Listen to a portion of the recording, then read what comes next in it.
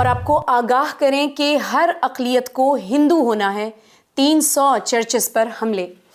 ناظرین، بھارت کے متشدد ہندو صرف اسلام کے ہی نہیں بلکہ عیسائیت کے بھی دشمن ہیں۔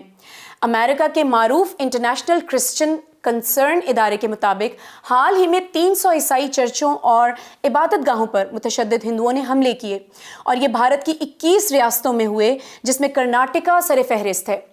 بھارت کے پائے تخت دلی میں بھی ایک چرچ پر حملہ ہوا، اور ہر حملے میں بجرنگ دل، RSS کے 200 سے 300 غنڈے حملہ کرتے تھے۔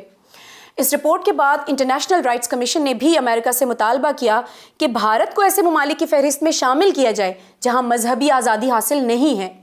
متشدد ہندوؤں نے کہا کہ بھارت کا مذہب صرف ہندو ہے اور کسی بھی طرح سے بیرونی ممالک سے آئے ہوئے ادیان قابل قبول نہیں ہیں۔ عیسائیت پر یہ الزام ہے کہ مشنری پادریوں نے بڑی مقدار میں پیسہ دے کر پسماندہ ہندوؤں کو عیسائی بنایا ہے، اور عیسائی ہندوؤں کے لیے بدشگون ہے، اس لیے ان کا وجود قابل قبول نہیں ہے۔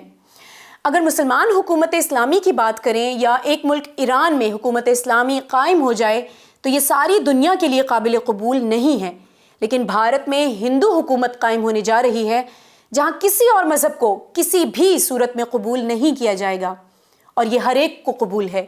یہ ہے عالمی منافقت اور دوہرا معیار۔